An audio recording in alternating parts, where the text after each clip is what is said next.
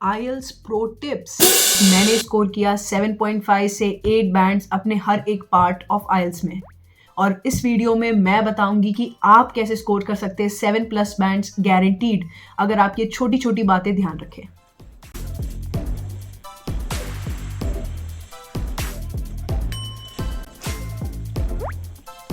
Hi friends, welcome back. आज की video में मैं लेके आई हूँ आपके लिए कुछ प्रो टिप्स जो आपको आईएल्स एग्जाम जब आप प्रैक्टिस कर रहे होंगे तो आपको बहुत ही ज़्यादा हेल्पफुल रहेंगी। और मैं कोई भी प्रो टिप भूलूँ ना, इसलिए मैं लिख भी रखे हैं सारे पॉइंट वाइज, ताकि मैं आपको सारे बता सकूँ और मेरा जो भी एक्सपीरियंस रहा है, मेरी जो भी गलती रही है, आप वापस ना करें और अच्छा बैंड स्कोर करें। और फ्रेंड्स, ये वीडियो आप लास्ट तक देखना ताकि आपको पता चले कि आपको कैसे प्रिपेयर करना है और एग्ज़ाम देना है। तो गाइस, सबसे पहले हम लिसनिंग की बात करेंगे। लिसनिंग में एग्ज़ाम सेटअप क्या होता है कि हेडफोन्स वगैरह देते हैं और साथ में ऑडियो सुनने के साथ साथ हमें आंसर करना होता है। तो सबसे पहला प्रो टिप जो घर पर हम फॉलो करेंगे प्रैक्टिस करते समय ये है कि हम हेडफोन में प्रैक्टिस करेंगे, ईयरफोन में प्रैक्टिस नहीं करेंगे। दूसरा प्रो टिप है कि जब हमें क्वेश्चन पेपर दिया जाता है एग्ज़ाम टाइम पर, तो हमें थोड़ा सा टाइम पहले दिया जाएगा कि हम पहले क्वेश्चंस पढ़ लें और फिर उसके बाद ऑडियो स्टार्ट होती है। तो हमें क्या करना है कि एक बार तो आपने पढ़ लिया, उसके बाद आप वापस आओ और स्टार्टिंग के 4 क्वेश्चन पढ़ के रेडी रहो जैसी ऑडियो स्टार्ट होने वाली होगी उससे पहले, ताकि एटलीस्ट अगर आपके 4 क्वेश्चंस सही होंगे तो आपको थोड़ा कॉन्फिडेंस मिलेगा और आप कैरी फॉरवर्ड कर पाओगे। तीसरी मेन प्रो टिप है कि जो भी इंस्ट्रक्शन है वो केयरफुली पढ़ो। ये मैं हर सेक्शन के लिए बोलूँगी कि जो भी इंस्ट्रक्शन दे रखे हैं, जो भी क्वेश्चन की नीड है वही पूरी करनी है हमें। अगर क्वेश्चन में बोल रखा है कि आंसर इन 1 वर्ड, तो 1 वर्ड में ही आंसर करना है। अगर वो बोल रहा है न्यूमेरिकल में आंसर कर सकते हो और वर्ड में आंसर कर सकते हो, फॉर एग्जाम्पल 10 लिखना हो तो TEN भी लिख सकते हो या 10 न्यूमेरिकल में भी लिख सकते हो। पर अगर वो स्पेसिफाई कर रहा है कि हमें वर्ड में ही लिखना है तो TEN ही लिखना पड़ेगा। तो ये चीज़ आपको बहुत ही ध्यान से क्वेश्चन को 2 बार पढ़ना पड़ेगा कि क्या उसकी डिमांड है और उसके अकॉर्डिंगली हमें आंसर करना है। नेक्स्ट मेन प्रो टिप ये है कि सारे आंसर्स अपने आप कैपिटल लेटर्स में लिखो, कोई स्मॉल लेटर्स मत लिखो, क्योंकि हम इतना सारा काम कर रहे हैं, सुन भी रहे हैं, लिख भी रहे हैं, पढ़ भी रहे हैं एक साथ, तो गलती होने के चांसेस बहुत ज़्यादा रहते हैं। तो हम पहले ही सेफर साइड पर चलते हैं कि जो भी आंसर हम लिखेंगे सारे कैप्स होंगे, फर्स्ट लेटर से लेके लास्ट लेटर तक, ताकि कोई गलत होने का चांस ही ना रहे। सो गाइज, अब आते हैं लिसनिंग के लास्ट और सबसे मेन प्रो टिप पर। अब जैसे आप प्रैक्टिस कर रहे हो घर पे लिसनिंग की, एक्सेंट ही ऐसी होती है, काफ़ी वर्ड्स होते हैं जो हमें समझ नहीं आते हैं। तो हमें क्या करना है, जब हमने एक पेपर सॉल्व कर लिया है, हमारे कुछ आंसर्स गलत हो जाते हैं, तो हमें जाकर जो भी पेपर है, आईएल्स पेपर है या फिर बुक है आपके पास, PDF है, उसके लास्ट पेज पर जाके कॉन्वर्जेशन देखो, वापस उस ऑडियो को सुनो और वो कॉन्वर्जेशन देखो खुद की। अच्छा, पर्सन 1 क्या कह रहा था, पर्सन 2 कहाँ मैं अटकी, कौन सा वर्ड मुझे समझ नहीं आया। तो वो चीज़ आपको देखनी पड़ेगी कि नेक्स्ट जब आप सैम्पल पेपर अटैम्प्ट करो तो वो गलती वापस ना हो। तो ये बहुत ही ज़्यादा इंपॉर्टेंट प्रो टिप है, इसको ज़रूर फॉलो करें। अब चलते हैं नए पार्ट पर जो है राइटिंग। राइटिंग के मैंने बताए थे 2 टास्क होते हैं, टास्क 1, टास्क 2। टास्क 1 की बात पहले हम करते हैं। तो सबसे पहले आता है टाइप ऑफ क्वेश्चन।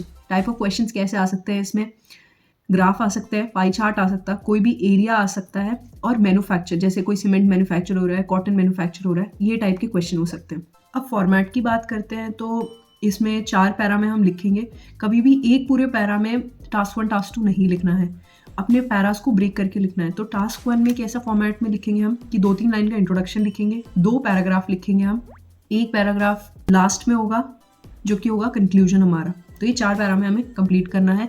15 मिनट दिए जाएंगे, 150 वर्ड्स लिखना है। तो हम घर पे इसको कैसे प्रैक्टिस करें? सबसे पहले हमें 170 वर्ड्स के लिए एम करना है। आप लिखो ही 170 वर्ड्स की, ऊपर नीचे 5-10 वर्ड्स होते हैं तो कोई प्रॉब्लम नहीं होगी, ठीक है। तो 170 वर्ड्स के लिए हम प्रैक्टिस करेंगे। ये जो पार्ट होता है टास्क 1, ये काफ़ी इजी भी होता है और स्कोरिंग होता है, तो इसमें मिस्टेक्स होने के सबसे ज़्यादा चांसेस होते हैं, इसलिए हमें सबसे ज़्यादा ध्यान इसमें। तो सबसे पहले हमें एक A4 साइज पेपर पे प्रैक्टिस करनी है, ठीक है। इससे क्या होगा कि प्रैक्टिस कर रहे हो तो आपको पता चलेगा कि आपके एक सेंटेंसेस में कितने वर्ड्स आ रहे हैं, ठीक है। राइटिंग भी सही होगी, वो तो है ही ऑब्वियसली, बट इसमें पता चलेगा कि आपको एक लाइन में कितने वर्ड्स आ रहे हैं। ऐसे करके आपको कितनी लाइन्स लिखनी पड़ेंगी पैरा में कि आपके 170 वर्ड्स हो जाएंगे। जैसे मैं जब प्रैक्टिस करती थी तो मैं यूजुअली 10 वर्ड्स लिखती थी एक लाइन में। तो पहले इंट्रोडक्शन में 2 से 3 लाइन लिखती थी, जिसमें 25 से 30 वर्ड्स हो गए मेरे कंप्लीट। फिर आता था फर्स्ट पैरा, फर्स्ट पैरा में मैं कम से कम 6 लाइन लिखती थी, दूसरे में भी 6 लाइन, तो 12 इंटू 10 120 वर्ड्स यहाँ हो गए, प्लस ऊपर 150 यही हो गए, और नीचे के कंक्लूजन में 2 लाइन लिखती थी कि ओवरव्यू, जो भी प्रोसेस है उसका ओवरव्यू। तो ऐसे करना बहुत ही ज़्यादा हेल्पफुल रहता है। प्लस आप अपने साथ में टाइमर रखेंगे और देखेंगे कि 15 मिनट में आपको अपना पैरा कंप्लीट करना है। बात करते हैं हमारे प्रो टिप की। तो सबसे पहले जैसे ही क्वेश्चन पेपर सामने आता है, क्वेश्चन सामने आता है, जल्दी से लिखना मत स्टार्ट करो, टाइम लो, देखो, पूरा समझो कि क्या, अगर ग्राफ है तो उसके की फीचर्स समझो कि सिग्निफिकेंटली राइज कहाँ हो रहा है, डिक्रीज कहाँ हो रहा है, ड्रास्टिक चेंजेस कहाँ हो रहे हैं। फिर आप 1 मिनट लो, एनालाइज करो, फ्रेम करो अपने माइंड में कि अच्छा ये लिखना है, और फिर लिखना स्टार्ट करो। जब तक आप ये नहीं एनालाइज कर पाओगे कि फ्लक्चुएशंस कहाँ हुई है, तब तक आप अपना बॉडी ऑफ पैराग्राफ नहीं लिख पाओगे। इसलिए पहले ही टाइम ले लो, फ्रेम करो और अच्छे से फिर स्टार्ट करो। अब नेक्स्ट प्रो टिप की बात करें तो इस वाले टास्क 1 में हमें हमारा खुद का ओपिनियन कुछ नहीं देना है। इसमें पूरा का पूरा आंसर आपके सामने है क्वेश्चन पेपर में, वही चीज़ आपको लिखनी है। जो भी आप नोटिस कर रहे हो, वहाँ अगर मैन्युफैक्चर हो रहा है सीमेंट, तो जो भी स्टेप्स है, प्रोसेस है, वही लिखना है। आपको अपनी तरफ से कुछ भी नहीं डालना है। टास्क 2 में हम अपना ओपिनियंस देंगे, टास्क 1 में नहीं देंगे। वर्ड्स रिपीट नहीं करने, you don't have to repeat words. अगर आप सेम वर्ड्स लिखना चाह रहे हैं तो use synonyms and write only words which you know 100%। जो वर्ड्स आपको पता है, जिनकी स्पेलिंग आपको पता है, जिसका मीनिंग आपको पता है, वही वर्ड्स आपको यूज़ करने हैं। और कुछ नए वर्ड्स आपको सीखने पड़ेंगे जो यहाँ पर स्क्रीन पर आ रहे हैं। ये वर्ड्स आपको याद करने पड़ेंगे और अपने प्रैक्टिस के टाइम यूज़ करने पड़ेंगे। ये आपको एक्स्ट्रा मार्क्स फेच कर सकते। अब आइल्स राइटिंग में टास्क 2 की बात करें तो टाइप्स ऑफ क्वेश्चंस में या तो प्रॉब्लम सोल्यूशन वाले क्वेश्चन आ सकते हैं, जैसे for example, many agricultural lands nowadays are converted into commercial centres, how does it affect the environment and people's lifestyle. तो ये आपको प्रॉब्लम दे दी है, अब आपको इसका सोल्यूशन लिखना है। ठीक है, तो ये प्रॉब्लम सोल्यूशन टाइप के क्वेश्चन हो गए। फिर आ सकते हैं एग्री डिसएग्री वाले क्वेश्चन, जैसे for example, students perform better in school when they are rewarded rather than punished. ठीक है, तो to what extent do you agree और डिसएग्री। तो आपको इलेबोरेट करना, एग्री करते हो, डिसएग्री करते हो, लिखना है पूरा। जो तीसरे कॉमन टाइप के क्वेश्चंस पूछे जाते हैं वो एडवांटेजेस डिसएडवांटेजेस वाले होते हैं, जैसे for example, today more country import food from different parts of the world, what do you feel are its advantages and disadvantages. तो इसके ऊपर आपको एडवांटेजेस डिसएडवांटेजेस लिखना है। तो ये तो मैंने 3 सबसे ज़्यादा कॉमन और बेसिक टाइप के क्वेश्चंस के बारे में बताया, और अलग अलग टाइप के होते हैं, पर ये सबसे ज़्यादा एग्जाम्स में पूछे जाते हैं, तो आप इनको प्रिपेयर कर सकते हो। और अगर फॉर्मेट की बात करें तो इसमें भी 4 पैराग्राफ में लिखना है। सबसे पहला पैरा आएगा हमारा इंट्रोडक्शन वाला, जो कि हमें क्वेश्चन का पैराफ्रेजिंग करनी है। दूसरा पैरा आएगा जहाँ पर हमने सपोर्ट करना है, सपोर्ट योर ओपिनियन। जैसे अगर अग्री डिसएग्री वाला क्वेश्चन है तो फिर आपको, अगर आप एग्री कर रहे हो तो आपको सेकंड पैरा में उसको स्टेट करना है, सपोर्ट करना है एग्जाम्पल से।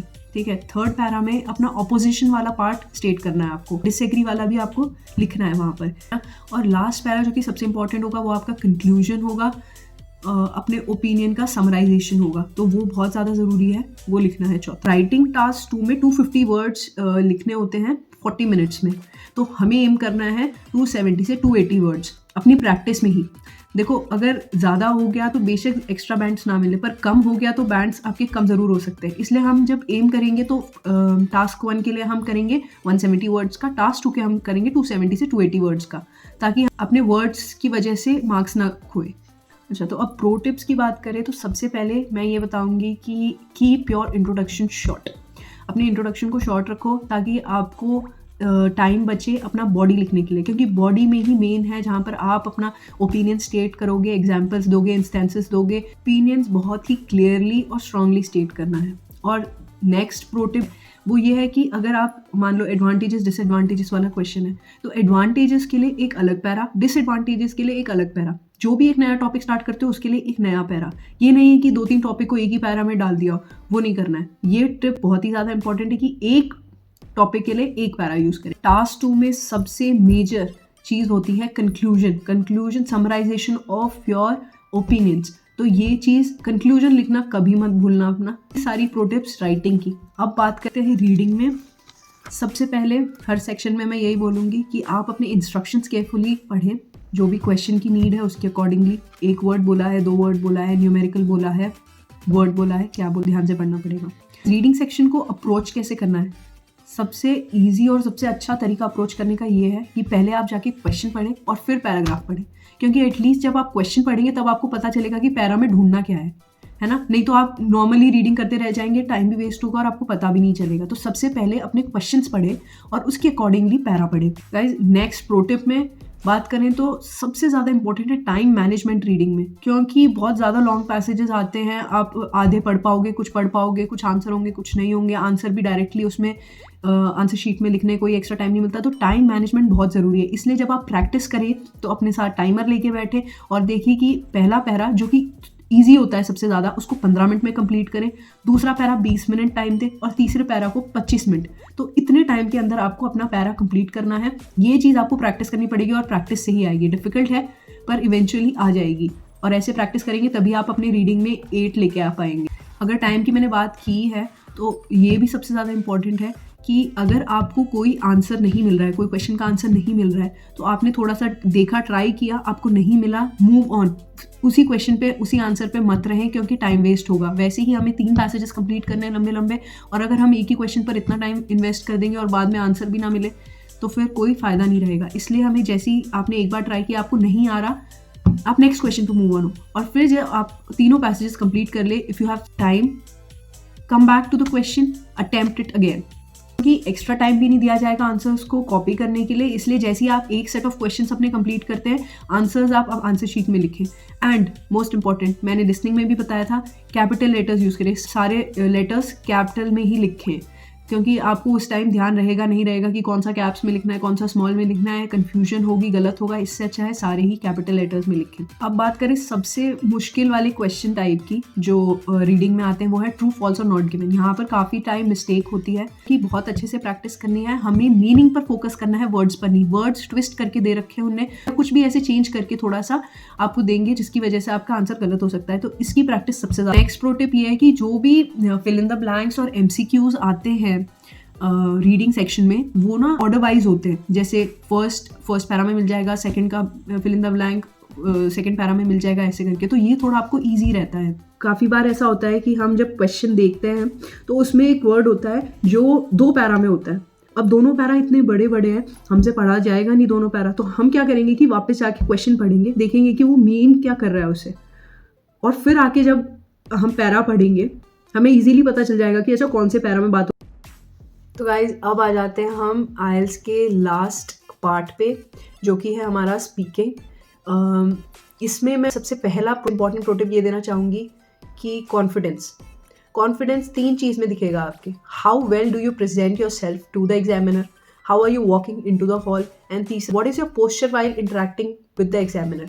तो ये 3 चीज़ बहुत ही ज़्यादा इंपॉर्टेंट है, इनका ध्यान रखना है आपको। गाइज, जो मेरी दूसरी मेन प्रो टिप ये रहेगी कि you have to answer in full sentences rather than in one word. If the examiner is asking you which state are you from or where are you from, you shouldn't answer Delhi, Kerala, Karnataka, Haryana, Punjab.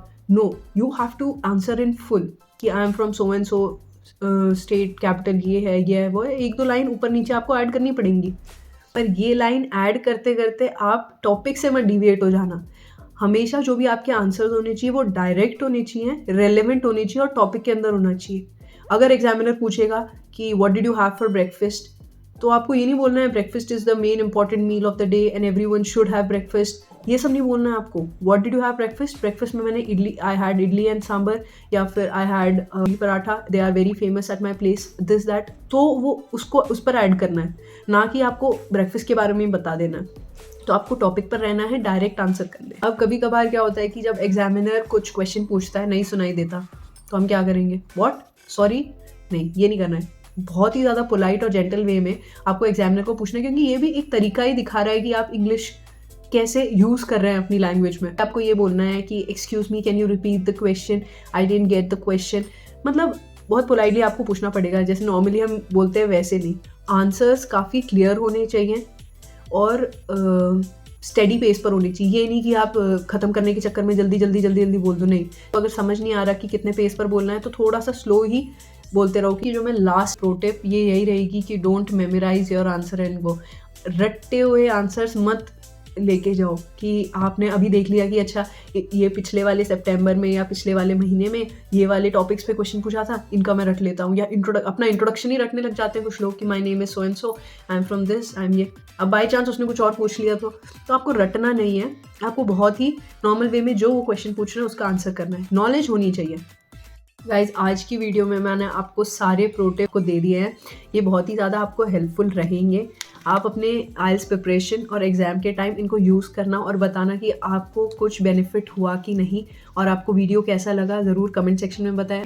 अगर आपको लगता है कि ये किसी के important हो सकता है, किसी के काम आ सकता है, तो ज़रूर शेयर करें। Please like the video. और गाइज, अगर चैनल को सब्सक्राइब नहीं किया है तो सब्सक्राइब करें